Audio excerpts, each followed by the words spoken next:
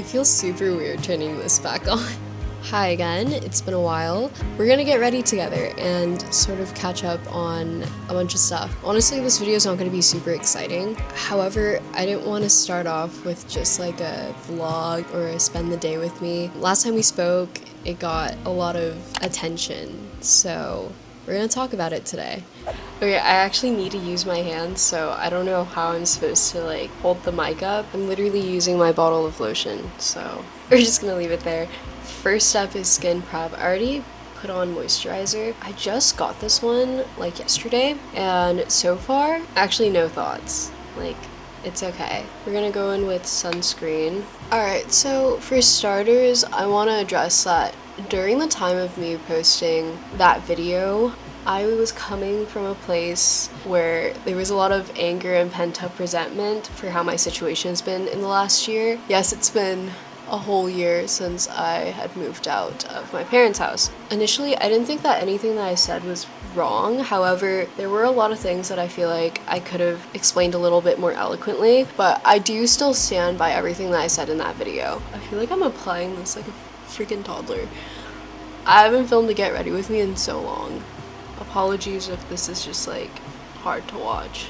But yeah, like I said, I still stand by everything that I said in that video and what I wanted to achieve by making that video, which was just to bring awareness. If you didn't see it, I had a really cool opportunity to work with Impact on an Instagram piece, and it gained a lot of attention, which in all honesty I didn't really expect. It opened up some really important conversations though, regarding child influencers and children working in the entertainment industry, and so I'm honestly really happy that I had that collaboration with them and I was able to kind of push my story out there a little bit more and connect with other people who kind of went through similar experiences. I don't think the sunscreen likes my moisturizer very much. I feel like it's killing a lot. So I will say that the reason why I haven't posted on here in so long, the main reason is honestly just because I was waiting for all the attention and views to die down, which sounds ridiculous. If you know anything about social media and working as a content creator, then you know that once you have something going, you don't just stop the momentum, you like keep posting. But I wanted to wait mostly because of the topic surrounding that video that I made, and also just the fact that my family was getting a lot of backlash. I understand that a lot of you guys feel like if you were in my position, then, you know, you wouldn't really care, but at the end of the day, they're still my family.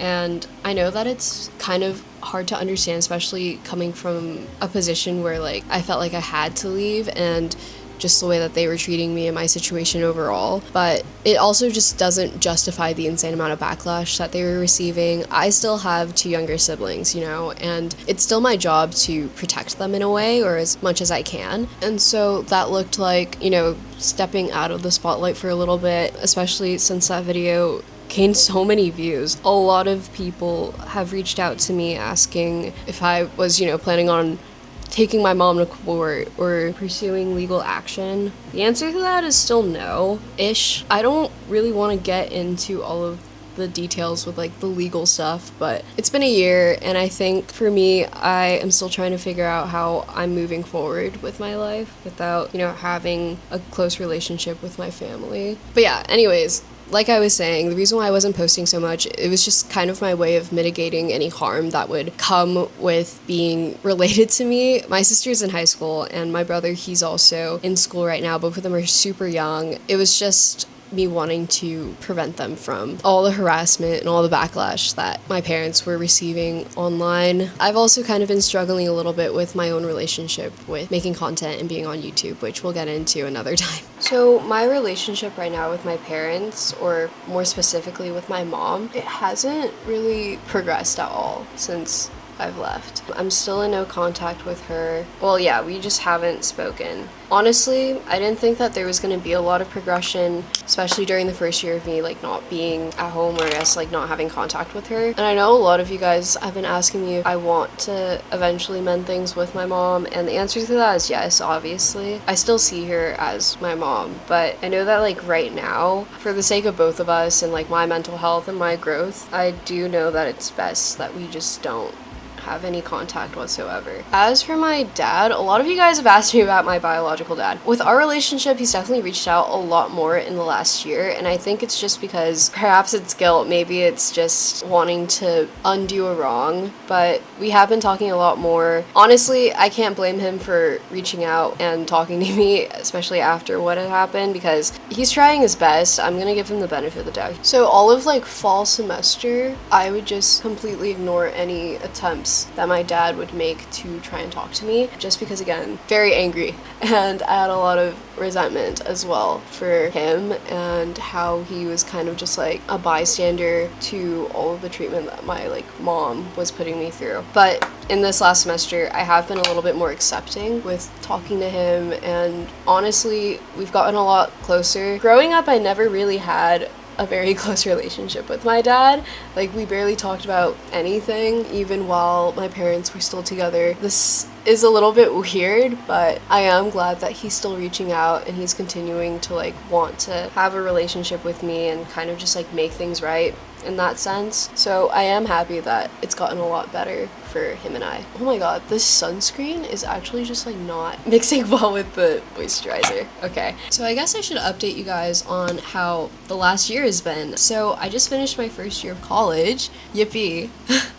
I will say the year went a lot better than I thought it would. Coming into college, I was terrified, like genuinely terrified. I thought that I was gonna be alone and that I wouldn't find my people, that I wouldn't have enough money to do things or pay for my tuition, but it all ended up working out in the end, and I feel like all those worries and concerns are not really as big of a deal as it was before. Like, I genuinely came into college with just like a whole list of things that I was so worried about, and I don't know, I was very, very scared. I was terrified, like I said, and I'm really proud of myself for how hard I pushed to stay out of my comfort zone and to try new things and refusing to just like dwell in my sorrow and sadness. And I don't know, I think what helped me a lot was just realizing that, like, yes, this had happened to me and, you know, my circumstances are bad, but there's a lot of things that I can do to like make it better or like turn it around.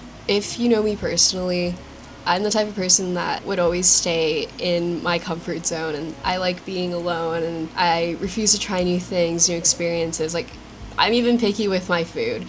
So coming into college, I think I've changed a lot. I've done a lot of growth. Like, now I'm a lot more spontaneous. There's a lot of things that I'll say yes to, and you'll rarely find me, you know, just like dwelling in my room doing nothing. And for those of you who are new here, I do go to UC Berkeley. I'm currently a media studies major and maybe doubling in data science, which is very typical.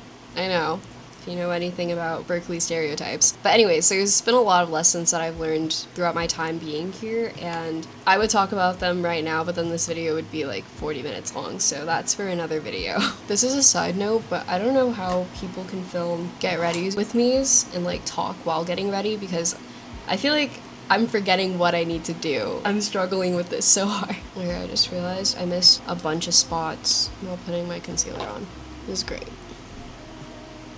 Okay, so in other news, I am employed now. I have a job. Yes. You may or may not have seen me complain about my job on TikTok, but I work as a server right now at a ramen shop. It's not glamorous, it's not like a fancy internship or anything. Obviously, it's not the most impressive job, but I don't know why. It might be because when I was in high school, I wasn't allowed to have a part-time job, which sounds very like first world problems, like, oh, boohoo, your parents didn't let you work, like, what a shame. But for me, it was like I wanted to have a way to make my own money that was 100% mine, because while I was doing YouTube and like working in that sense, I didn't see a single cent. So I also just wanted to gain experience working a customer service job. I don't know. I really like romanticized the idea of being a barista for like a really long time. But now that I do have a customer service job, I can confidently say that I don't like it, and whatever career choice I end up pursuing in the future, I want it to be as far away from customer service as possible.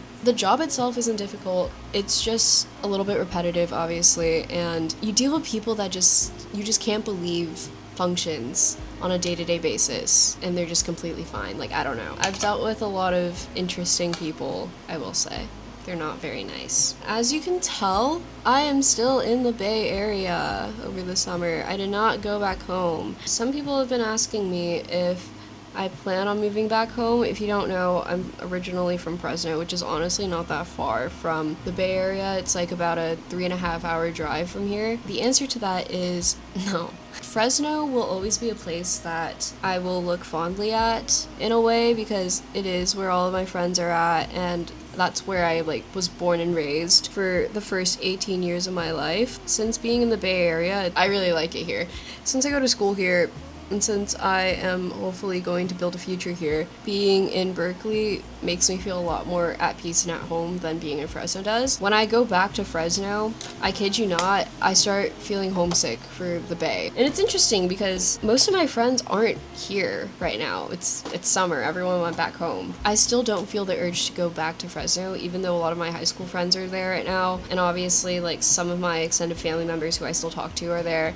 But I can always just visit for a couple days. They can always visit me, and so I never just feel the need to go back home and stay for weeks at a time. The most I can stay at home is probably 3 to 4 days max, and then I get sick of it, and then I want to come back to the Bay. And it's not that I hate the people or the town itself. I just get so homesick for Berkeley, which is insane. That's kind of the main reason why I don't see myself ever moving back. I know a lot of people love it. A lot of people hate it. I'm a bit indifferent to where if I go back, sorry, I had to lock in. I feel like I'd be moving backwards if I go back home. There's a lot of opportunity in the Bay. Oh my god. I feel like I would be losing out on that if I just went back home.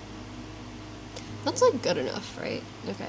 Oh, in case you were wondering, I do wear eyelash extensions, if it wasn't super obvious enough. These are the lash extensions that I use. I used to use the fairy ones, but I don't know, I switched, and these look a lot more natural, I guess, than the fairy lashes I used to wear. And I've had these on for the last 4 days, and they still haven't budged, so we're almost done. I honestly don't really know what else you guys want to know about my life, and so I could do a separate Q&A video if you want. Those are pretty much all of the updates that I have for now. It hasn't been a super, insane last 6 months. Nothing crazy happened. The only other, update I can think of is I joined a consulting club. I was in one my first semester, and then I didn't reapply, because you have to reapply every semester for that specific club that I was in. And so now I'm in a new one, and this one's more of a smaller, tight-knit club, and I don't know, I've really enjoyed my time with them in the last semester. My project team, we went on a trip to Disneyland, so that was super fun. I could do a whole separate video on just club culture here, but I feel like that would be very much a Berkeley micro-influencer thing, so I don't know if you guys would want to see that. I could do it.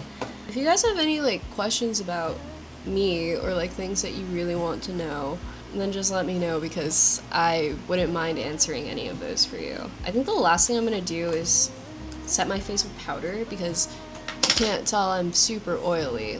My skin is insanely oily. My favorite powder at the moment is the One Size translucent powder. This is my disgusting powder puff that I haven't replaced in a while. Where's the lid for this? Usually the last few things in my routine is powder and then bottom lash mascara, because if I don't set my face first and then I put on mascara, for some reason it just bleeds super easily and it gets super annoying to deal with. I got this NYX matte finish setting spray from Target. I used to use a Charlotte Tilbury and I really liked it, but it is very expensive, so now I use this. It works just as fine. Oh, I recently got the Rhode Peptide Lip Tint. I don't know if I like it yet.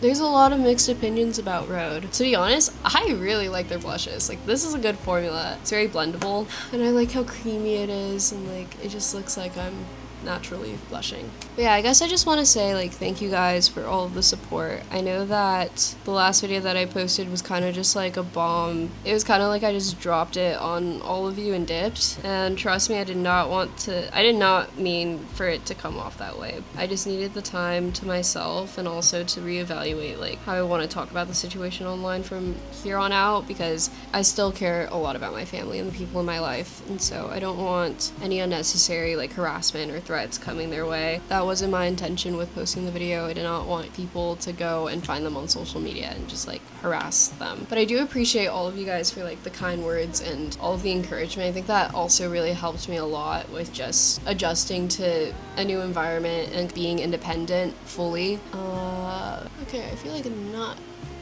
doing a good job at that.